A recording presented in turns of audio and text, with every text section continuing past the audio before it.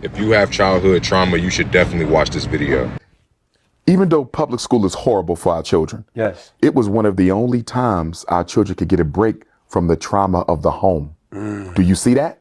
I might not be learning, Right. but I ain't got to get bullied by my brother. Right. I ain't got to get molested by my uncle. I ain't got to get emotionally traumatized by my mom. I ain't got to worry about the abandonment of my dad. You see that? I see that. So for school, although they're not learning, for many of them, it was the only break they could get. Right. And just to double back on that ADHD topic really quick, Nick, I often find two competing explanations for so-called ADHD. One you already hit on because you went through it. Right. And that is a gifted child whose giftedness is being ignored and blamed on ADHD. Right. He ain't got ADHD, he's smart. And the curriculum ain't challenging him. Right. That's why he hyper and inattentive, because he's bored. Right. Right. The other one, brother Nick, is a child who comes to school dealing with emotional problems from home and can't focus on the work because I'm reliving the trauma of the house. Right. So now we got these teenage black girls committing suicide.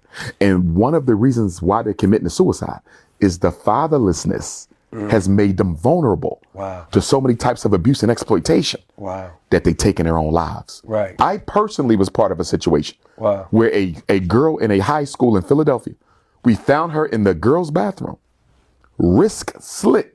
Wow. Guess why? Her boyfriend broke up with her. That is how desperate a lot of our girls are because of the absentee fatherism. And when I say fatherism, I don't just mean her biological. Right. I'm saying black men. Because here's the thing, brother Nick. Every woman on the planet Earth, and of course I'm focusing on my sisters, but I want what's best for the others as well. But I'm gonna focus on us. Every black woman needs a black man who genuinely cares and loves about her, who doesn't want what's between her legs. You understand me? Normally, that's your father, but a lot of them, the fathers ain't there. That could be your grandfather. He might be an ancestor. That could be your uncle. He might be stationed off in the military zone somewhere. You understand? Facts. Every girl needs a man who's intimately in love with him, but not sexually. Right. When she don't get that, she go looking for that.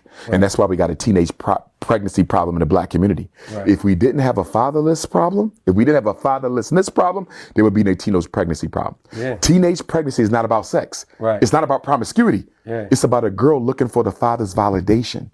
And because he's not there, she goes shopping elsewhere. Wow. Now let's bring this to the black on black love. As you know, black people are the last to marry and the first to divorce. And the black woman is the last to get married and the first to get divorced. Right? Now, because we are the most traumatized community, that trauma automatically affects our relationships.